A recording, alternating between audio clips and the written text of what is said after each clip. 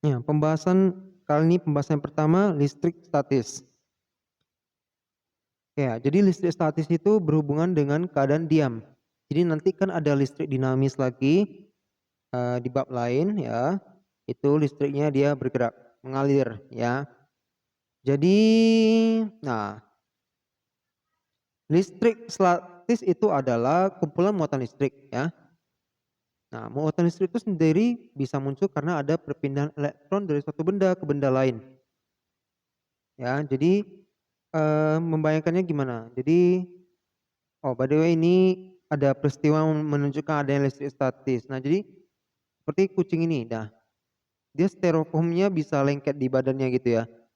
Ini karena ada uh, muatan listrik yang terjadi, sehingga ada tarik menarik ya antar muatan di situ, sehingga lengket. Nah, seperti kita buka sumpit juga biasa. Kalau kalian pernah coba buka sumpit, nah itu plastiknya kan kadang bisa lengket-lengket di tangan ya. Padahal tidak ada lem, tidak ada magnet ya, itu karena ada muatan listriknya. Jadi tarik menarik dengan muatan yang ada di tubuh kita. Satu lagi contoh yang agak mungkin jarang kita bisa lihat, yaitu ketika anak kecil main di perosotan plastik. Nah, rambutnya itu langsung berdiri semua. Nah, kenapa? Itu juga hubungannya dengan tolak menolak antar muatan di dalam tubuh anak kecil dan perosotan plastiknya. Oke, langsung saja. Jadi sebelum kita mengerti perpindahan muatan listrik, kita harus mengerti dulu namanya atom. Nah, di dalam atom itu adalah ada muatannya. Nah, tadi muatan listrik ya. Ada positif, ada negatif ya. Yang positif disebut proton yang biasa ada di inti atom. Yang elektron biasa mengelilingi, putar-putar dia di luar kulit atomnya. Kemudian yang neutron tidak bermuatan yang warna hijau, ya, tidak ada lambangnya karena memang netral, ya, tidak ada muatan. Nah, jadi satu atom dikatakan netral kalau jumlah proton dan elektronnya di dalam itu sama. Jadi misalnya kalau proton itu positif, misalnya ada 3 proton, berarti kan positif 3 nilainya ya. Juga ada 3 elektron, negatif 3. Jadi kalau berdasarkan matematika positif 3 dan negatif 3 maka sama dengan 0, netral ya. Nah, setelah kita mengerti atom tadi, kita baru mempelajari apa kegiatan atau apa hal yang bisa memicu adanya muatan listrik ya. Jadi ada 3 konduksi, induksi, menggosok. Kita ke yang pertama dulu, konduksi. Nah, konduksi itu adalah cara dengan menempelkan benda dengan benda lain. Sehingga terjadi perpindahan elektron dari benda satu ke benda lainnya. Kita langsung contohnya gimana ya. Nah, ini ada bola bermuatan. Nah, bola ini saya tulis netral di atas ya. Nah, kalau kalian hitung itu jumlah positif dan negatifnya, proton dan elektronnya sama ya, sama-sama 4 ya. Jadi positif 4, negatif 4 gabung jadi 0. Datanglah sebuah batang, let's say batang plastik atau batang besi terserah ya, yang punya muatan negatif. Nah, sebenarnya konduksi itu menempelkan ya, tapi ini gambarnya harusnya menempel ya. Oke, ini harusnya menempel. Nah, jadi setelah ditempelkan, apa yang terjadi?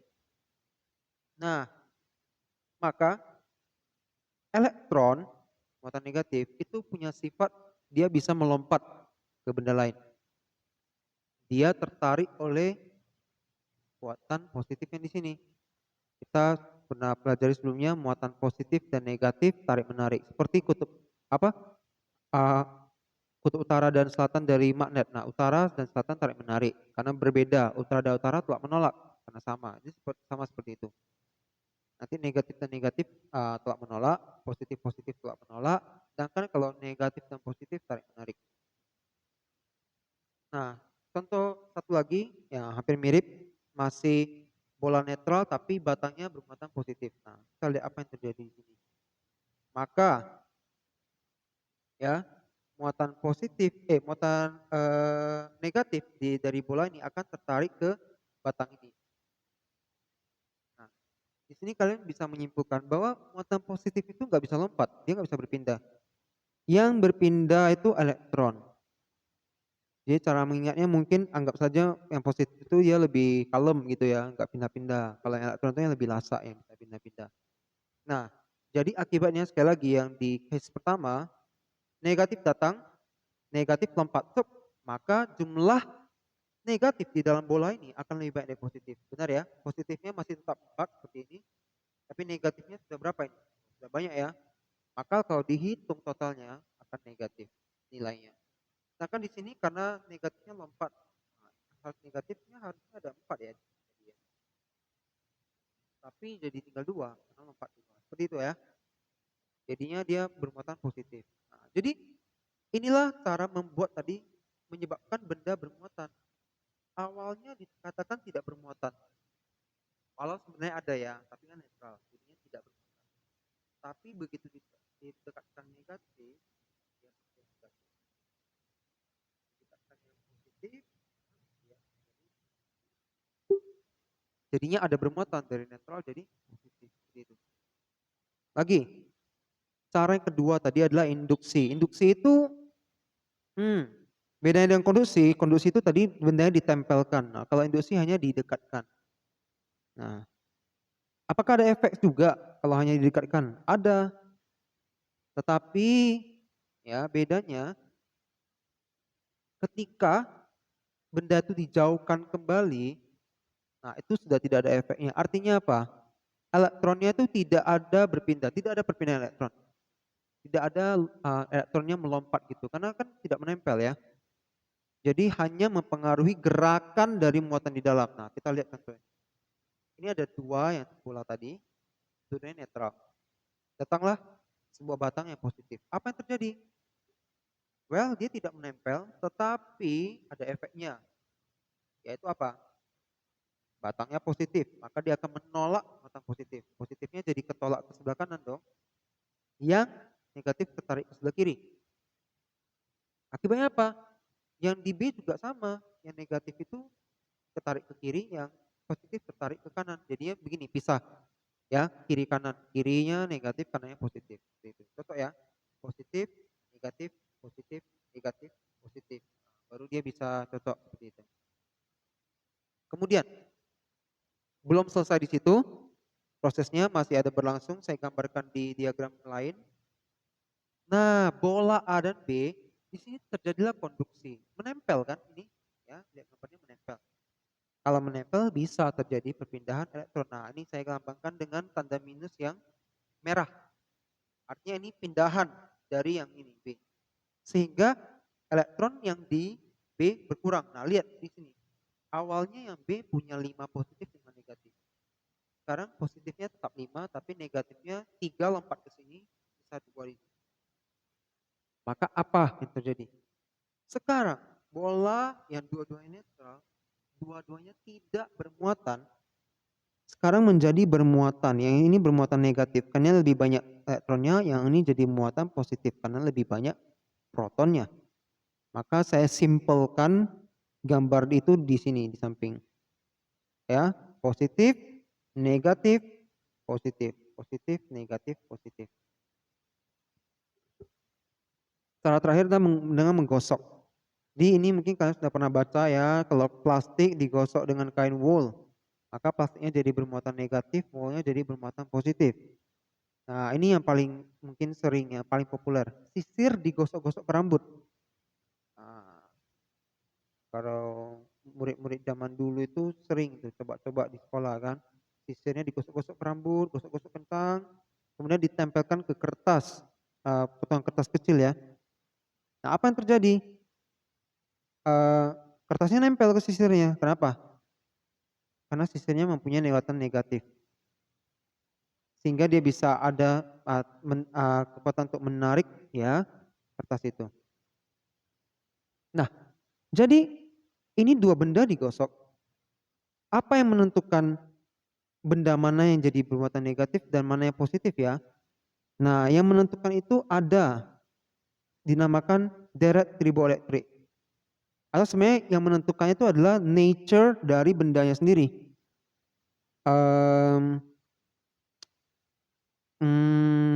Kira-kira seperti gini. Seperti mengapa kayu yang begitu besar dan berat bisa mengapung di air. Sedangkan uang logam terbuat dari besi ya, yang begitu kecil malah tenggelam di dalam air. Apakah uang logam kecil lebih berat dari kayu? Karena sebenarnya tidak. Dia terapung di air atau tidak adalah melihat yang namanya bukan massa, bukan berat, tapi massa jenis. Nah, massa jenis yang lebih kecil dia akan mengapung di air. Massa jenis yang besar akan tenggelam dalam air. Nah, massa jenis ini apa? Nilainya ditentukan dari mana? Dari nature atau dari apa ya? Alaminya dari benda itu. Kayu memang tercipta di dunia ini sudah memiliki massa jenis yang kecil sehingga mau kayu yang kecil, kayu yang besar dia akan ya terapung di air kecuali rasionya udah terlalu besar ya. Misalnya balok kayu yang begitu besar hanya di kolam kecil, itu berbeda. Mungkin kayaknya akan tenggelam. Itu ada perhitungannya. Nah, tetapi sekali lagi yang membuat hal itu bisa terjadi massa jenis karena memang sifat alami dari benda itu. Nah, seperti ini. Ini ada urutannya.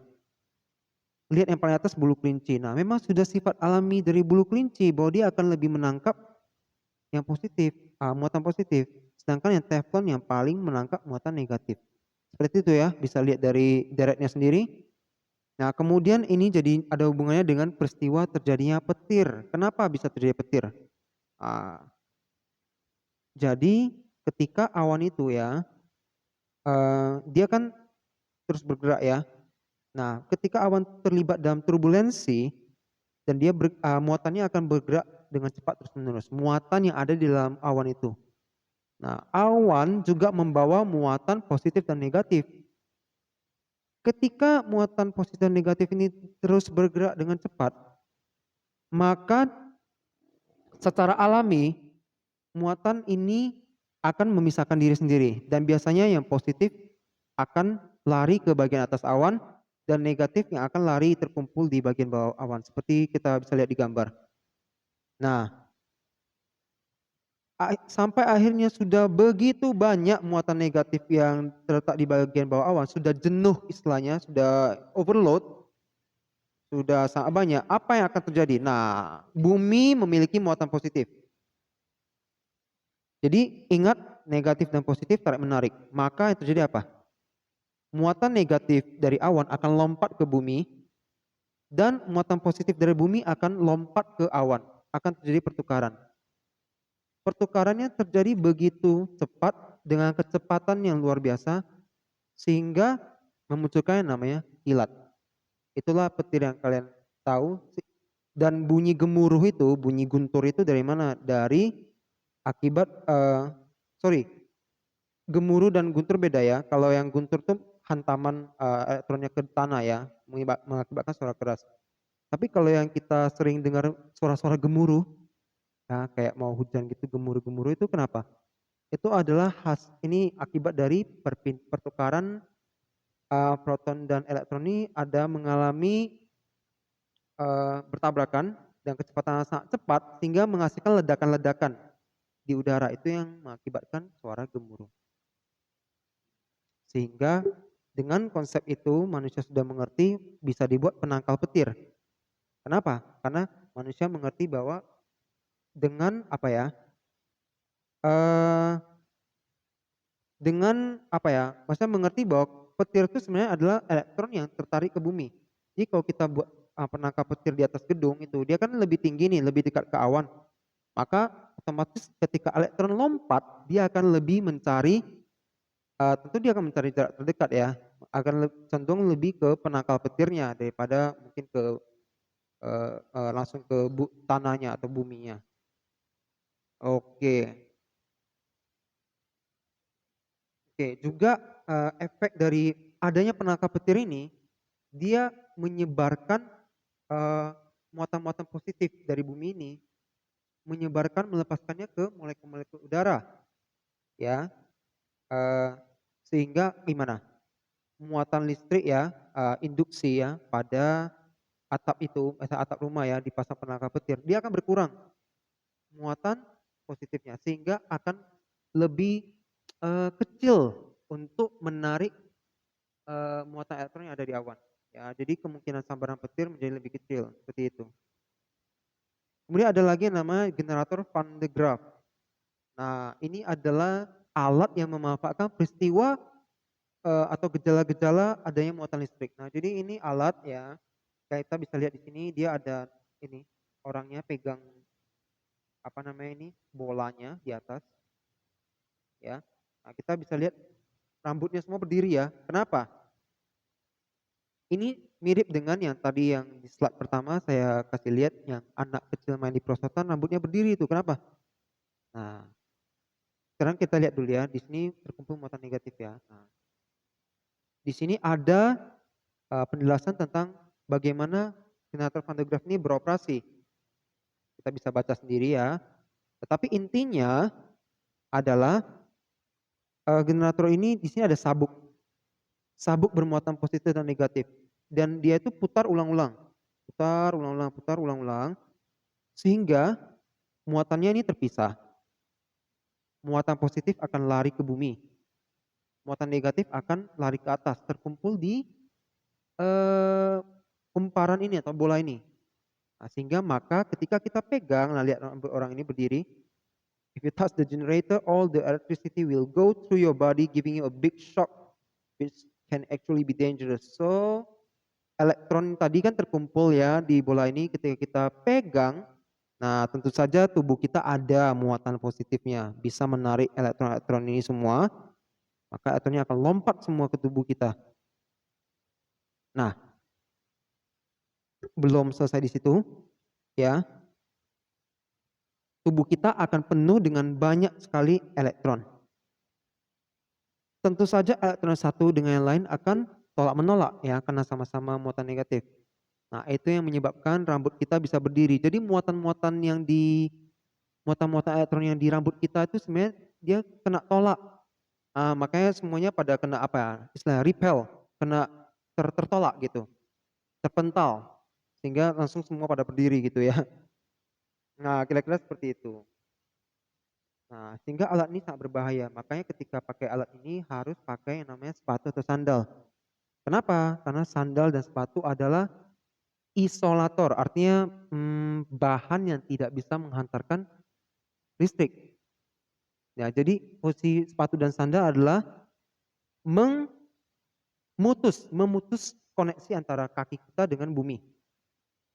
Nah, kalau tidak pakai sandal dan sepatu akibatnya apa? Akibatnya kaki dan bumi kita terkoneksi. Bumi punya muatan positif, maka dia akan menarik seluruh kekuatan negatif yang ada di tubuh kita. Sedangkan di kejadian nyata berarti apa yang terjadi? Maka aliran listrik itu akan menyambar dengan sangat cepat melalui tubuh kita. Seperti itu. Itu yang menyebabkan namanya kesetrum ya biasa ya. Ya seperti itulah. Jadi untuk segala teori dan konsep muatan listrik ya dan listrik statis kita sudah selesai di sini. Pembahasan berikutnya adalah tentang hukum Coulomb, yaitu hukum yang bisa membuat kita tahu cara-cara perhitungan dalam muatan listrik. Oke, sekian ya pertemuan kali ini. Kita berjumpa di diskusi selanjutnya.